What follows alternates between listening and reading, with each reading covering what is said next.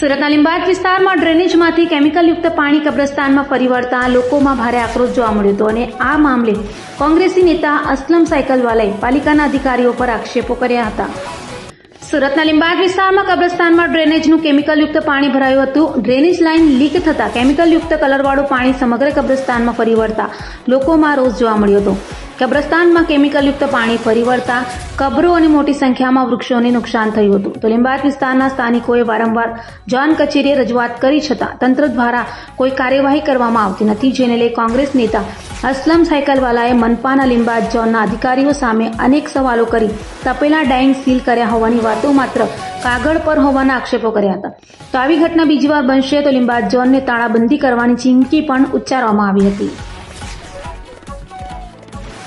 ગઈકાલે લીંબાયત ઝોનમાં આવેલ મુસ્લિમ સમાજનું મોટું કબ્રસ્તાન જે રાવનગર ખાતે છે અને એની બાજુમાં સ્મશાન ભૂમિ છે.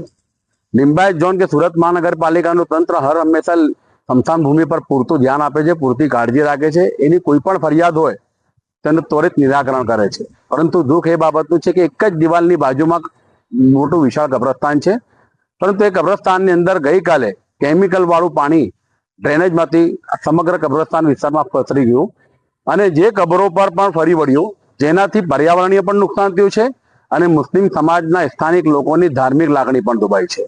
પરંતુ લીંબાયત ઝોનના અધિકારીઓને પેટનું પાણી હલતું નથી.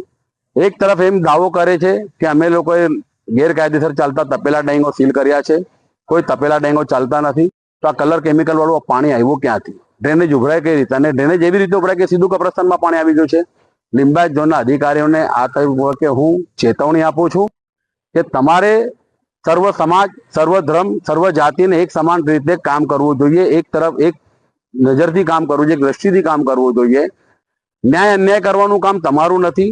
તમારી ફરજ છે કે તમારા વિસ્તારમાં રહેતા લોકોની પ્રાથમિક સુવિધાઓને સંપૂર્ણ નિરાકરણ થાય અને એને સંતોષકારક સુવિધાઓ મળે.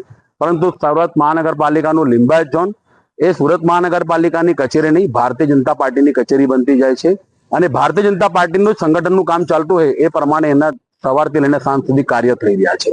લીંબાયત ઝોનના અધિકારીઓને અમે આ તબક્કે અપીલ કરીએ છીએ, ચેતવણી આપું છું કે જો બીજી વાર આવી રીતે કબ્રસ્તાનમાં કલર કેમિકલ વાળું પાણી અંદર આવ્યું, પ્રવેશ કર્યું ને અમારી કબરોને નુકસાન કર્યું કે પર્યાવરણીય નુકસાન કબ્રસ્તાનમાં જે કંઈ વૃક્ષોને કર્યું, તો અમારે ના છૂટકે લીંબાયત ઝોનને તાળાબંધી કરવાની ફરજ પડશે. લીંબાયત ઝોનના અધિકારીઓ પોતાની ફરજ નિભાવે અને ઓછામાં ઓછા કોઈની પણ ધાર્મિક લાગણી ના દુભાય એની પૂરતી કાળજી રાખે.